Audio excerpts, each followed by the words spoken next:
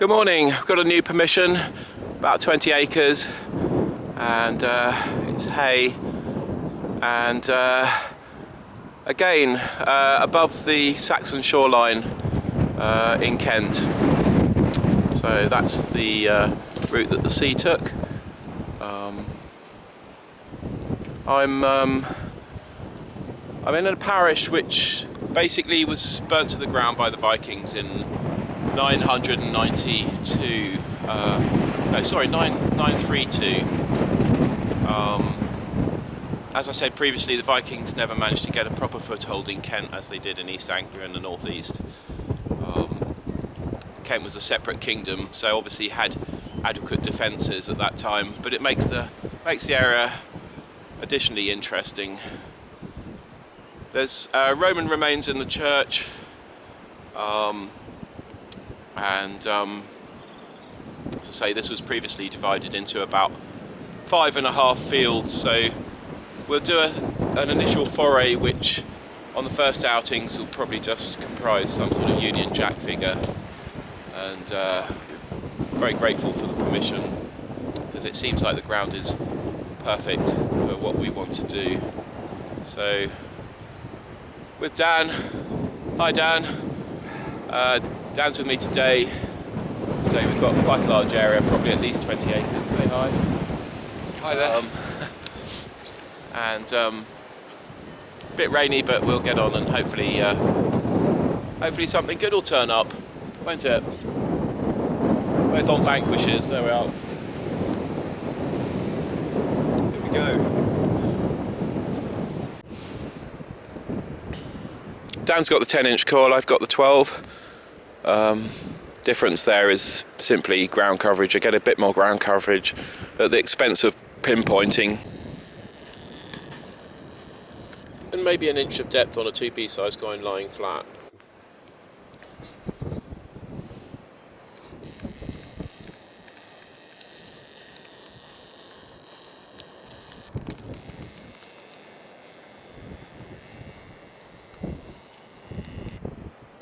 A little bit of sun in amongst the fine rain that's coming through.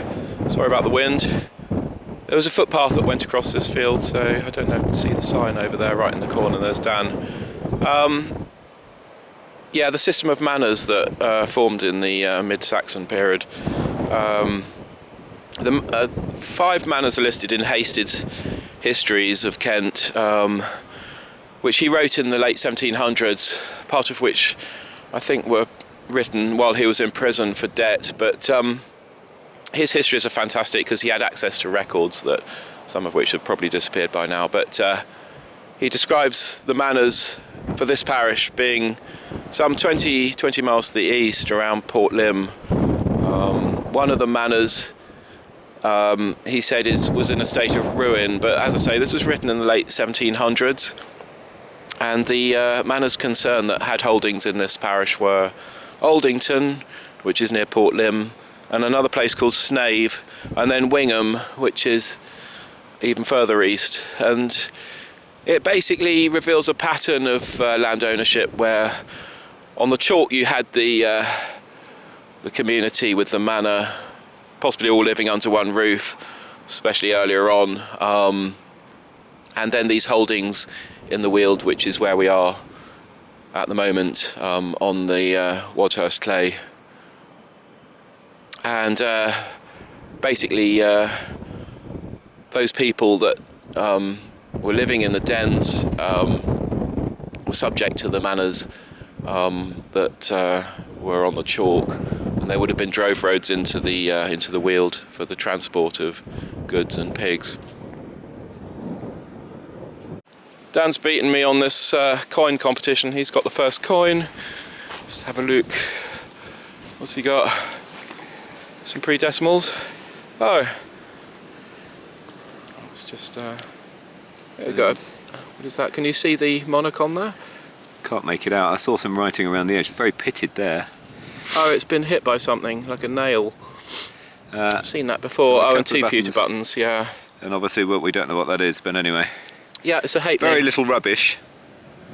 Let's hope it's a George rather than a Victoria. We'll see with a bit more. I've only thrown up one bit of rubbish and dug 1, 2, 3, 4, 5 holes. Yeah, that's good. It improves with time. Thank you. Closer inspection, that coin has a hole knocked through it, as you can see there.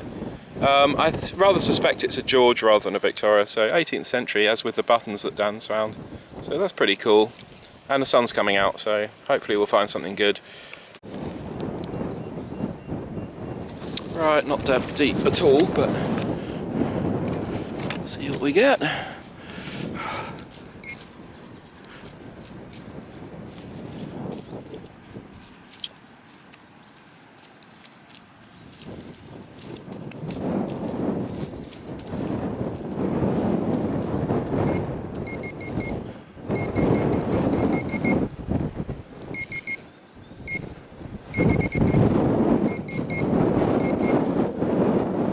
Something quite small, I suspect.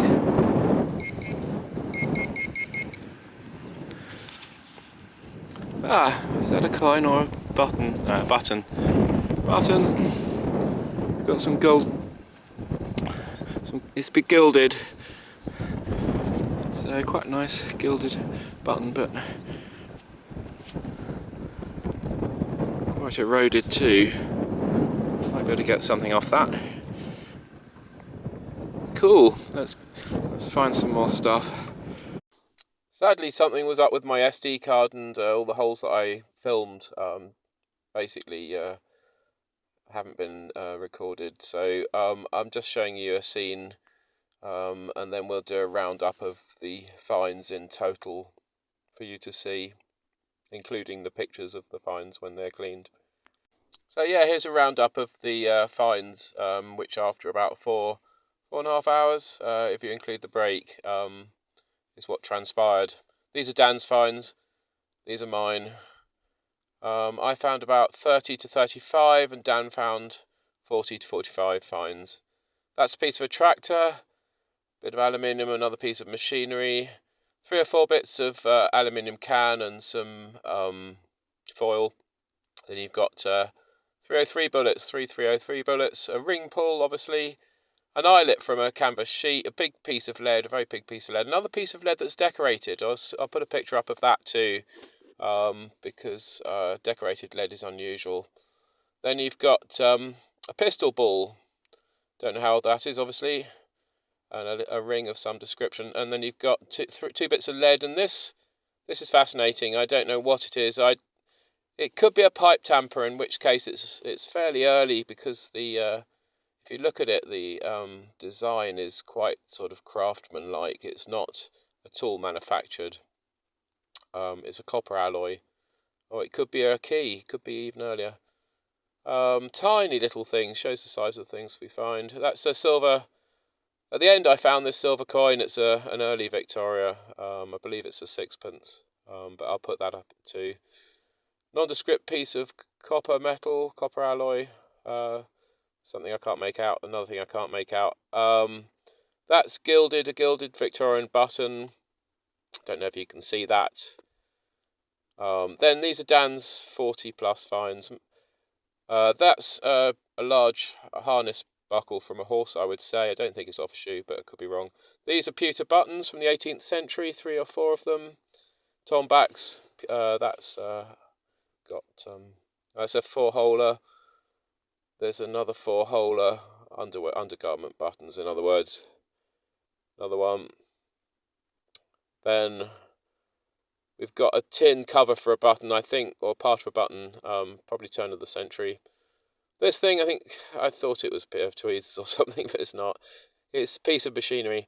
Then another piece of machinery. That's the coin with the hole punched through it. Now, it's a halfpenny, but it could be Edwardian, Victorian, or Georgian. That's the front of a toy car. Is that a Morris Minor?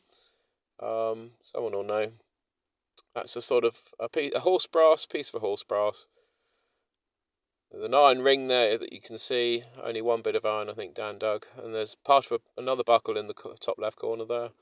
And other bits of nondescript metals. And that has a number punched on it, but it's modern format imprint.